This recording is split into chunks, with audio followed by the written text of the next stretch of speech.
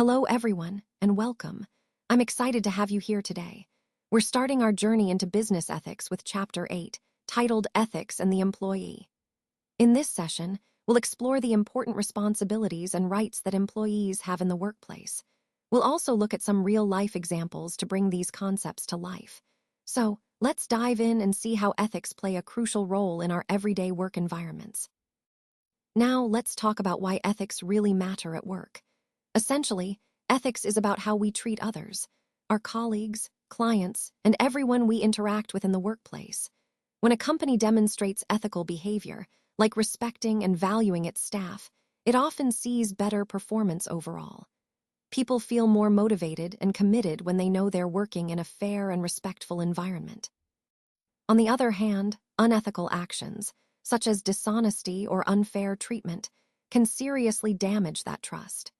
This often leads to lower loyalty among employees and can even reduce productivity because people aren't as engaged or motivated. So, understanding and practicing good ethics isn't just about doing the right thing. It directly impacts the success of the organization. When we prioritize ethics, we create a positive work environment that benefits everyone involved. Now, let's take a closer look at the three main types of organizations we encounter. First, there's the rational organization.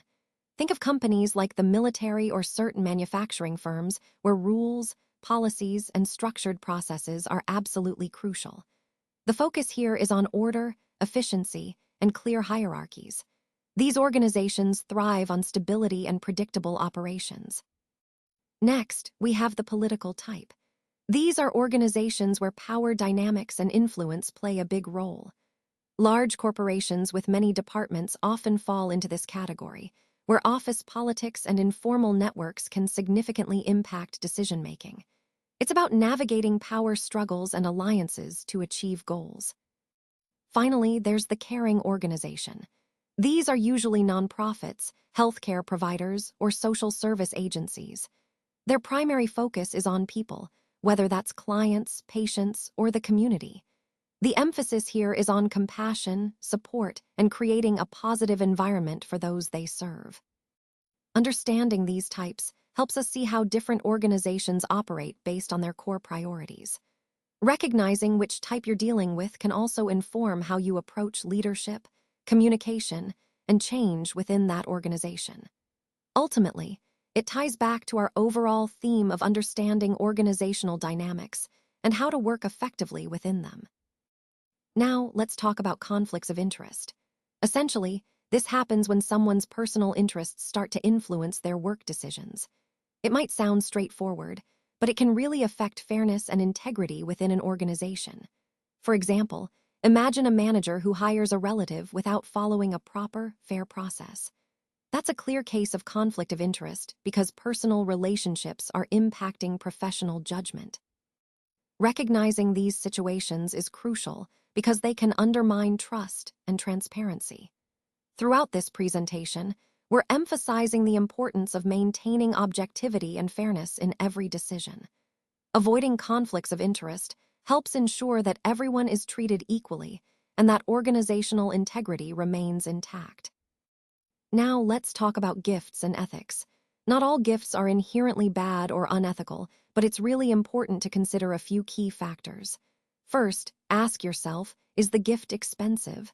The value can often give us clues about the appropriateness. Second, think about the intent behind the gift. Are you giving it just to be kind, or is there some expectation in return? For example, a free lunch might seem harmless and is generally acceptable, but giving someone a luxury watch could be a different matter altogether. That kind of gift might be seen as a bribe or an attempt to influence a decision. So, the line between an innocent gesture and an unethical one can be quite thin, and it's essential to be mindful of that. Ultimately, understanding these nuances helps us maintain integrity and trust in our professional relationships. It's all about being thoughtful and transparent, making sure our actions align with ethical standards, especially when it comes to giving and receiving gifts. Now, let's talk about employee rights, which are a crucial part of maintaining a fair and respectful workplace. Essentially, employees have the right to privacy, safety, and fair compensation. These rights help ensure that workers are treated with dignity and respect, and that their well-being is protected.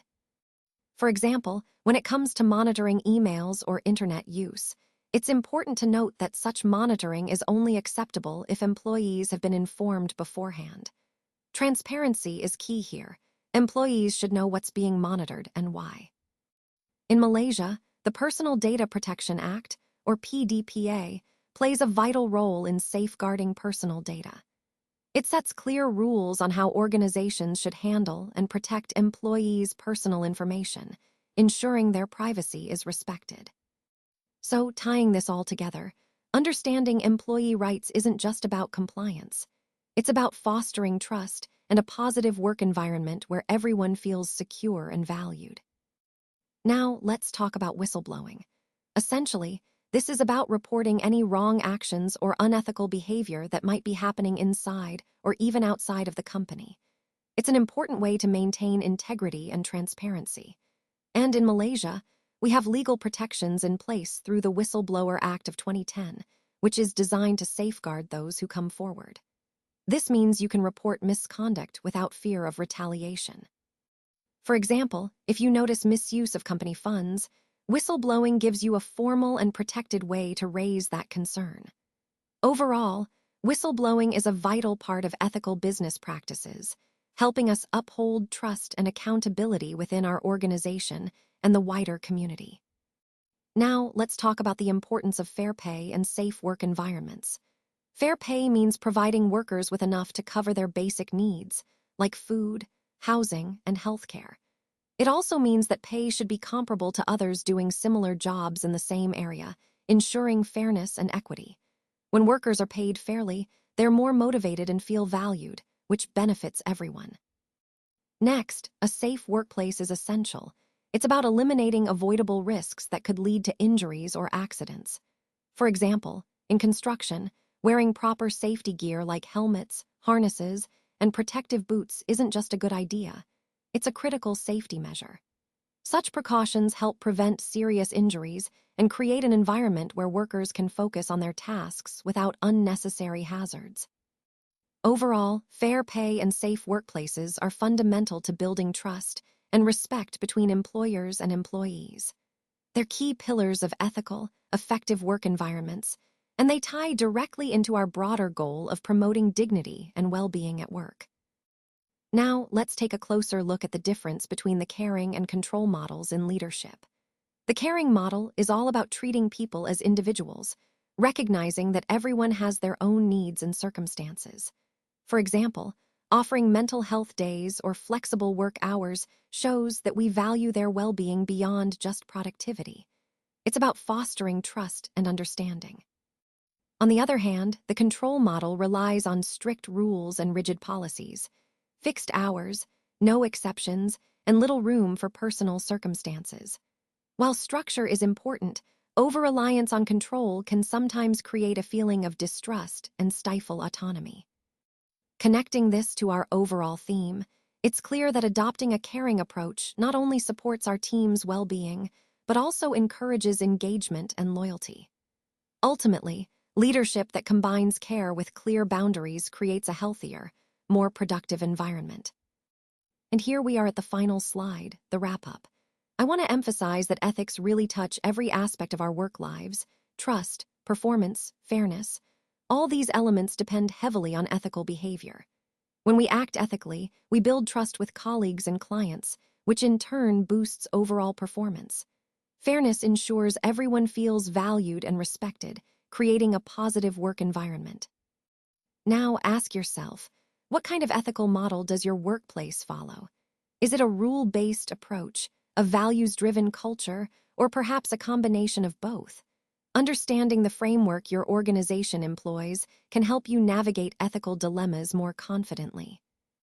And before we wrap up, if you found this discussion helpful, please like and subscribe for more insights. Staying engaged and informed helps us all promote ethical practices in our workplaces. Thanks for being part of this journey toward more ethical and effective work environments.